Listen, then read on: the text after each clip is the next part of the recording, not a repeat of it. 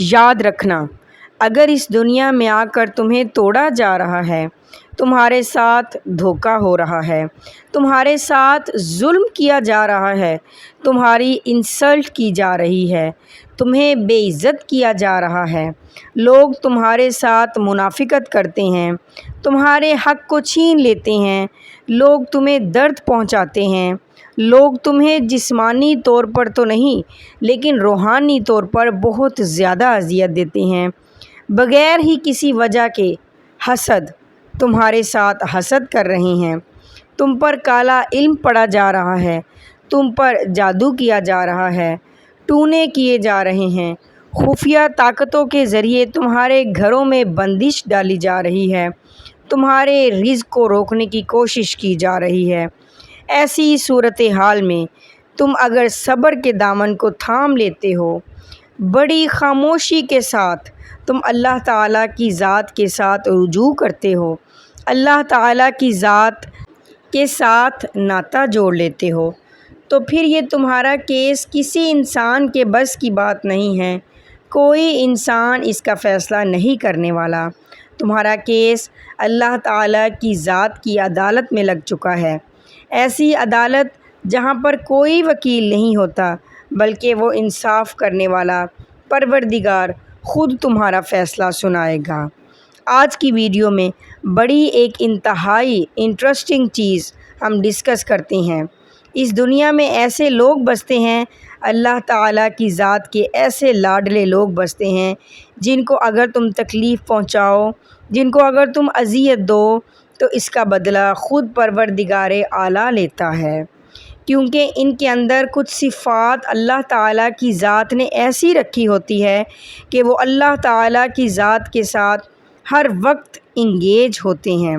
وہ اللہ کے ہوتے ہیں، اللہ ان کا ہوتا ہے، وہ ایک پل کے لیے بھی اللہ تعالیٰ کی ذات سے جدا نہیں ہوتے، ان کا رابطہ ہر وقت اللہ تعالیٰ کی ذات کے ساتھ بحال رہتا ہے۔ اور ایسے جو لوگ ہوتے ہیں ان کے اندر کیا ایسی خوبی ہوتی ہے، یہی آج کی ویڈیو کا موضوع ہے۔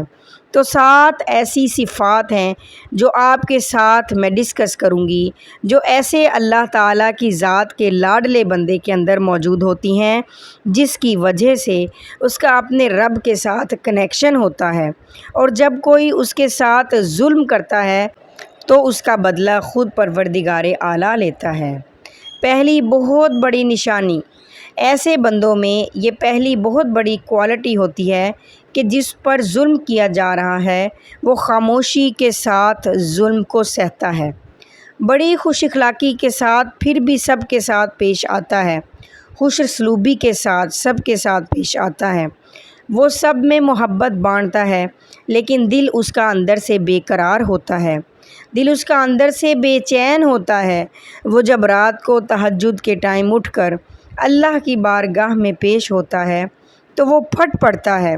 وہ اندر سے چیختا ہے، وہ اندر سے روتا ہے، اللہ کو وہ یاد کرتا ہے، اپنے سارے کا سارا غبار نکال کر وہ اللہ تعالیٰ کی بارگاہ میں پیش کر دیتا ہے، اللہ تعالیٰ کی ذات کو اپنے دکھ سناتا ہے، اللہ تعالیٰ کی بارگاہ سے وہ دعائیں مانگتا ہے، اللہ تعالیٰ کے ذات کے سامنے رو کر بولتا ہے کہ میں نے کسی کے ساتھ کبھی غلط نہیں کیا،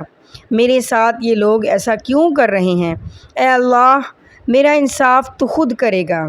تو ایسی صورت میں جب وہ اپنا غم اللہ تعالیٰ کے ذات کو سنا رہا ہو تو اللہ تعالیٰ کی ذات اس کا خود وکیل بن جاتا ہے، خود جج بن جاتا ہے، یہ فیصلہ پھر اللہ تعالیٰ کی ذات نے لینا ہے۔ ہمیشہ یاد رکھنا کہ اللہ کو جو غم سنانا ہے نا، یہ نبیوں کی سنت ہے۔ حضرت یعقوب علیہ السلام تھے نا، حضرت یعقوب علیہ السلام کو جب حضرت یوسف علیہ السلام سے اللہ تعالیٰ کی ذات نے جدا کر دیا تو حضرت یعقوب علیہ السلام بے قرار دل لیے ہوئے روتے رہتے تھے، ان کی آنکھوں کا نور چلا گیا تھا، لیکن وہ کسی کو اپنا غم نہیں سنا پاتے تھے، کیونکہ وہ جانتے تھے کہ ان کے ارد گرد جو ان کے بیٹے ہیں یہی یوسف کے وہ بھائی ہیں جنہوں نے یوسف کے ساتھ ظلم کیا ہوا ہے۔ انہی لوگوں نے یوسف کو بیچا ہوا ہے، انہی لوگوں نے یوسف کو کنویں میں پھینک دیا تھا۔ حضرت یعقوب علیہ السلام اپنے دل کی بات سوائے اللہ کے کسی کے ساتھ کر نہیں پا رہے تھے۔ تم نے بولا نا کہ اللہ، میں اپنا غم کسی کو سنا سکتا ہوں، تو ہی تو ہے جو میرے غم کو جانتا ہے، اور اس بے قرار دل کو تو ہی قرار دے سکتا ہے۔ تو اللہ تعالیٰ کی ذات نے ایک وقت پھر لایا نا کہ حضرت یعقوب علیہ السلام کو حضرت یوسف علیہ السلام کے ساتھ ملا دیا۔ تو اللہ تعالیٰ کی ذات کو جو لوگ اپنا غم تنہائی میں بیٹھ کر سناتے ہیں، بارگاہ الہی میں روتے ہیں، پھوٹ پھوٹ کر روتے ہیں، اپنے دل کی بھڑاس نکالتے ہیں، تو اللہ تعالیٰ کی ذات کی عدالت میں ان کا کیس لگ چکا ہوتا ہے۔ ایسے لوگوں سے ڈرو، ایسے لوگوں کا انتقام خود اللہ لیتا ہے، ایسے لوگوں کا بدلہ خود اللہ لیتا ہے، ایسے لوگوں کی دعا سے عرش ہلتا ہے، ایسے لوگوں کی دعا اور بد دعا سے آپ کی 7 نسلیں اجڑ سکتی ہیں۔ یہی وہ لاڈلے لوگ ہیں جو اللہ تعالیٰ کی بارگاہ میں پیش ہو کر اللہ تعالیٰ کی ذات سے گفتگو کر کے اللہ تعالیٰ کی ذات کو اپنا غم سناتے ہیں۔ اللہ تعالیٰ کی ذات بھی ان کے ساتھ رابطہ کرتی ہے، ہر وقت ایک ڈیپ کنیکشن اللہ تعالیٰ کی ذات ان کے ساتھ بنا کے رکھتی ہے، کیونکہ وہ اللہ تعالیٰ کی ذات کے ساتھ اپنے دل کی بات کرتے ہیں، اپنے غم کو، اپنے دکھ کو سناتے ہیں۔ تو یہ پہلا بڑا سائن ہے کہ ایسے بندے سے ڈرو، ایسے بندے کا بدلہ اللہ تعالیٰ کی ذات خود لے گی۔ دوسری نشانی، ہمیشہ یاد رکھنا، ظلم جس بندے پر ہو رہا ہو، اس بندے کے اندر غصہ ہوتا ہے، اس بندے کے اندر بہت غبار بھرا ہوتا ہے کہ میں اس بندے سے بدلہ لوں، میں اس بندے سے انتقام لوں۔ لیکن اگر آپ اس کے الٹ کرتے ہو، اب اس بندے کے لیے بھی دعا گو ہو، اس کی ہدایت کے لیے تم اللہ تعالیٰ کی ذات سے دعا کر رہے ہو، تو یہ مظلومیت کی آخری حد ہے۔ اگر کوئی بندہ اس حد تک چلا گیا نا کہ تم اس پر ظلم کر رہے ہو، زیادتی کر رہے ہو، اس کے ساتھ تم منافقت کر رہے ہو، اس پر کالے علم پڑھ رہے ہو، کالے جادو کر رہے ہو، اور وہ بندہ تمہارے لیے دعا کر رہا ہے، وہ اللہ کی بارگاہ میں دعا کر رہا ہے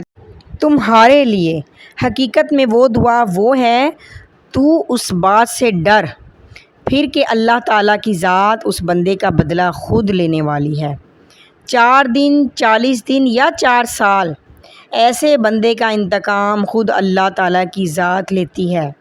خود اللہ تعالیٰ کی ذات بدلہ پورا کر دیتی ہے ایسے بندے کا۔ تیسری نشانی، بہت بڑا سائن کہ اگر اللہ تعالیٰ کی ذات اپنے منتخب بندے کو آیت الکرسی کے ساتھ ڈیپلی انگیج کر دے۔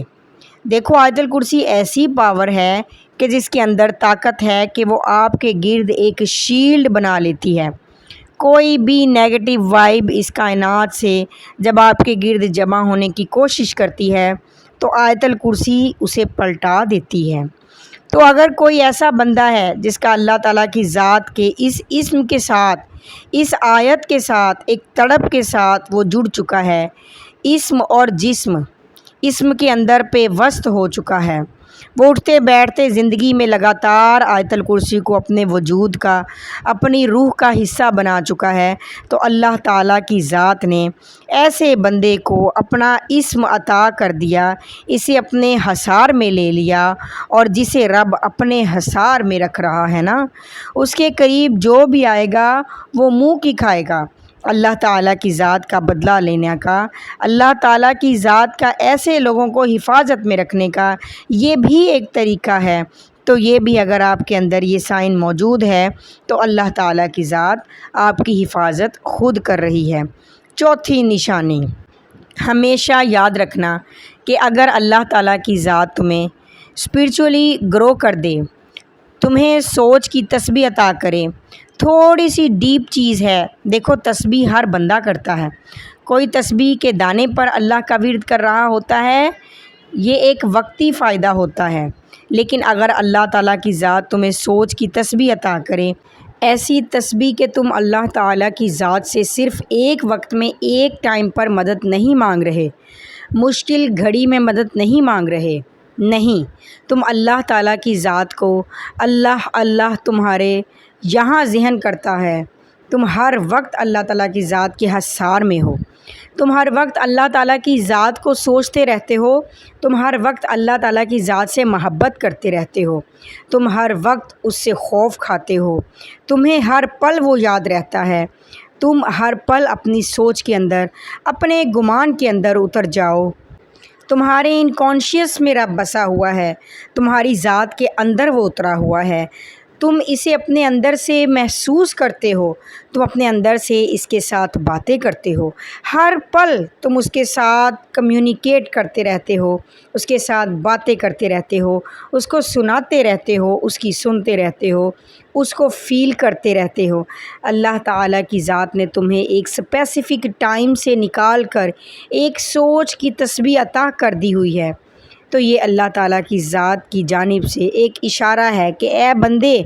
میں تیری ذات کے اندر اتر چکا ہوں۔ یہ جو سوچ کی تسبیح کر رہا ہے نا، یہ تو نہیں کر رہا، میں سوچ رہا ہوں خود تیری ذات کے اندر بیٹھ کے۔ کیونکہ حدیث میں اللہ فرماتا ہے کہ جب میرا بندہ میرے بارے میں سوچتا ہے، اس سے پہلے میں اس کے بارے میں سوچ رہا ہوتا ہوں۔ تو تمہاری ذات کے اندر اٹھنے والی اس سوچ کے اندر رب کی سوچ شامل ہے، جس کی وجہ سے تمہاری سوچ کی تسبیح اللہ تعالیٰ کی ذات نے تمہیں عطا کر دی۔ یہ اللہ تعالیٰ کی ذات کی جانب سے اشارہ ہے کہ اے بندے، اب میں تیرے سنگ ہوں اور تیرے ساتھ، جو برا کرے گا اس کا بدلہ میں خود لوں گا۔ اللہ تعالیٰ کی ذات ایک بہت بڑا سائن ہے، ایسے دیتا ہے کہ ایسے بندے کا بدلہ اللہ خود لیتا ہے۔ پانچویں نشانی، اس کے بعد ایک اور بہت بڑا سائن، ہمیشہ یاد رکھو کہ صبر انسان نہیں کرتا، انسان کے بس کی بات نہیں ہے صبر کرنا، صبر اللہ تعالیٰ کی ذات کی عطا ہے۔ تو اگر ایسی کنڈیشن ہے، تمہارے گرد حاسد، منافق، جادوگر لوگ کھڑے ہیں، اس کے باوجود بھی تمہیں اللہ تعالیٰ کی ذات نے صبر دے دیا، تو اللہ تعالیٰ کی ذات تمہیں یہ اشارے دے رہی ہے کہ تمہارا کیس اب میری عدالت میں لگ چکا ہے۔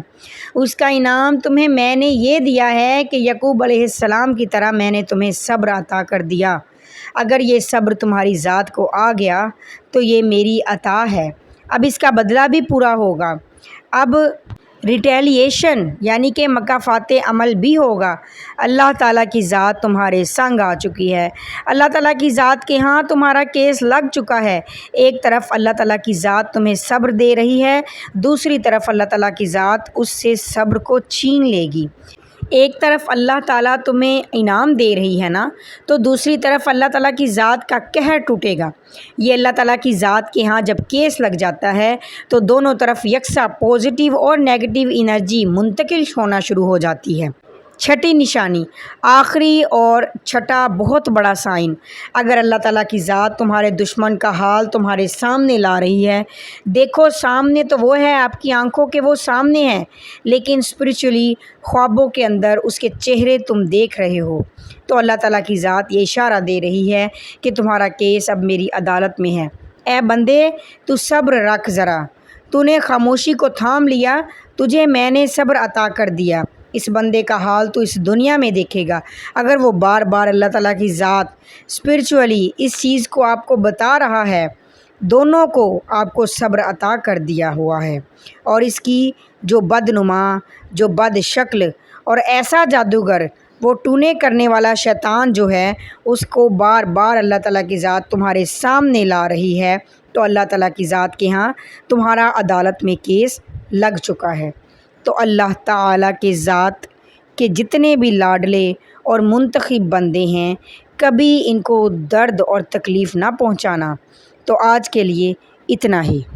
چینل کو لائک، سبسکرائب، شیئر ضرور کر دیجیے گا۔ انشاءاللہ العزیز آؤں گی نیکسٹ انفارمیٹیو ویڈیو کے ساتھ، تب تک کے لیے السلام علیکم ورحمۃ اللہ وبرکاتہ۔